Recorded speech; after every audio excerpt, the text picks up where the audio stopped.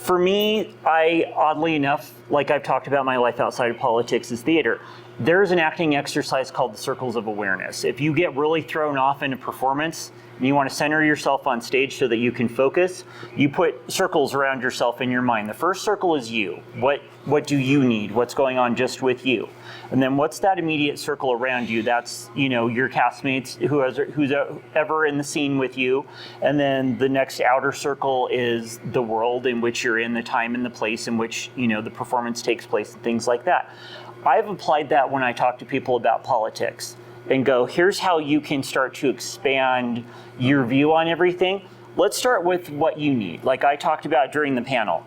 I am going to suffer if the work requirements for Medicaid kick in. I need my health care before I can go and get a job. If I don't have my health care, I will never be able to work because I will never be in a functional place to do so.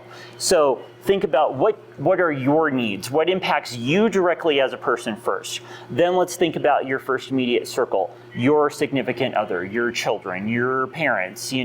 As your parents are getting older, how are things affecting the aging Americans? People who have health issues in your family, how is that being handled? Like we've talked about the difficulties of handling insurance and the hospitals and everything like that. Then that next circle is like your neighborhood or your hometown, and like how are things being handled close at home? What's everyone being impacted by on a larger communal level? And then that hometown is part of a county or part of a state, and then that state is part of the country. And so you start with that just focusing on you. And how are you being impacted directly? And then how are the people immediately around you? And then out, and then out, and then out. But I always let's talk about your circles of awareness as it comes. I especially use that argument when I'm talking to people who like to say that, I don't do politics. I just don't do politics. I just don't like to do that. You do politics or politics is going to do you. Like that's not actually an option.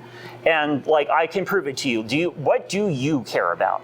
What do the people around you care about? What are you being affected by? I can prove to you that you fall somewhere on the political spectrum based on the attitudes and the opinions and the answers that you're going to give me. No one is non-political. Whether you want to admit it or not, you are a political person, and it is better that you acknowledge that and you educate yourself on how you specifically and individually have a part in the system, rather than to just ignore the whole thing and act as though you're above it, because you're not. And then that's how you are harmed and or taken advantage of.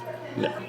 I mean, I think a big part of it, honestly, is people get activated when they're impacted by an issue. And so I think what we need to do better as like an organizing community is be there for people when they're impacted.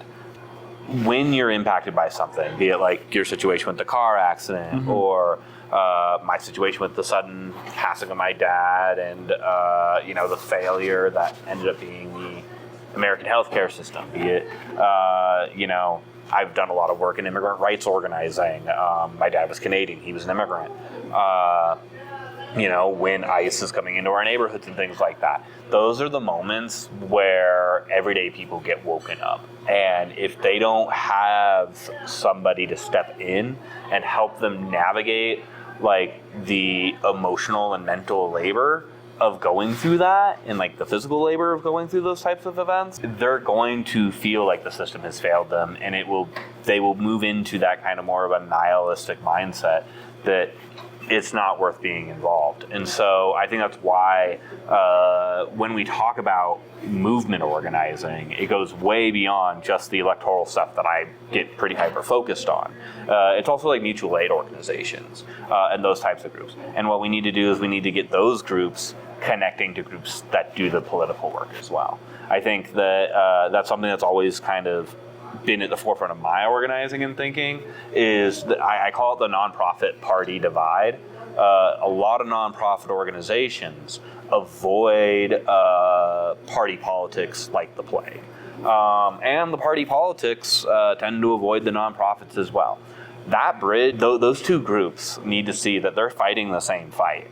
And if we can better connect those people and show them the resources that like, oh, you need support, you need like a Know Your Rights training, you should go to the ACLU.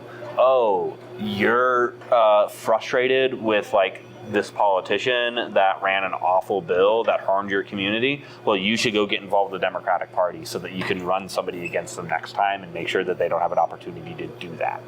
A lot of policy decisions, in my opinion, are made on the campaign trail. And that's why I always emphasize how important elections are. But the policy advocacy groups, they do a lot of really important work, making sure that our politicians hear the communities they represent and also are implementing policies in a way that's like reflective of the goals and the needs of the community.